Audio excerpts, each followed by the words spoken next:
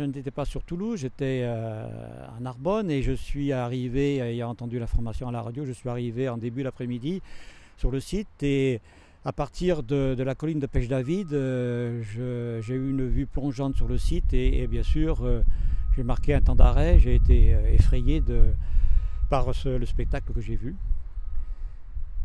Et tout de suite j'ai pensé combien de morts. Et puis je suis resté un certain temps. Et puis progressivement, au-delà de la pensée pour les victimes, j'ai identifié le secteur de la catastrophe, c'est le secteur des nitrates. Et je me suis demandé comment ça avait pu exploser. C'était une question assez naturelle parce que ce n'était pas un secteur considéré comme secteur à risque.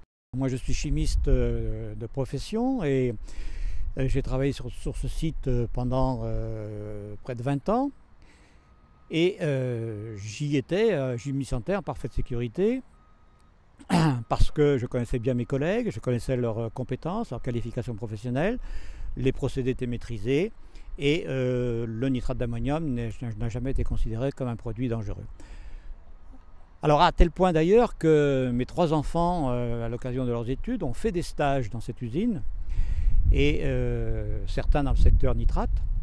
Et vous pensez bien que si j'avais cru qu'il y avait le moindre risque pour mes enfants, jamais je ne leur aurais fait faire un stage sur le site. La thèse officielle, le mot est exact, il s'agit bien d'une thèse, ça n'est effectivement qu'une hypothèse. Car elle n'est pas établie, elle n'est pas fondée sur des faits précis, objectifs. Donc c'est un procès qui est construit sur une thèse et c'est assez étrange effectivement.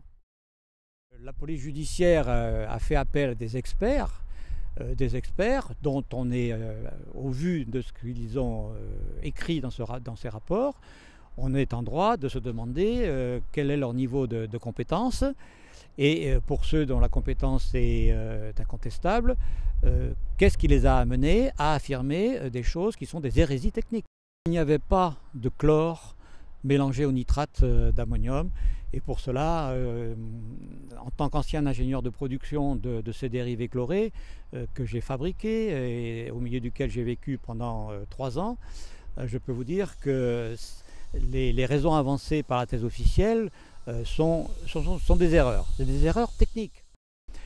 Ensuite, au-delà, après, personne ne prétend, et moi le premier, que ça n'est pas un accident, mais pas celui-là.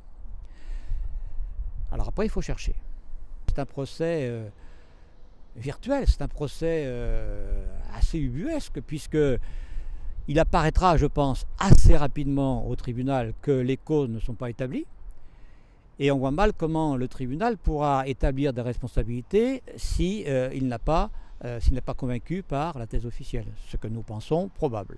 Mais je pense que ce que l'on doit à la mémoire des victimes et puis à toute leur famille aujourd'hui, c'est l'explication, la bonne explication technique.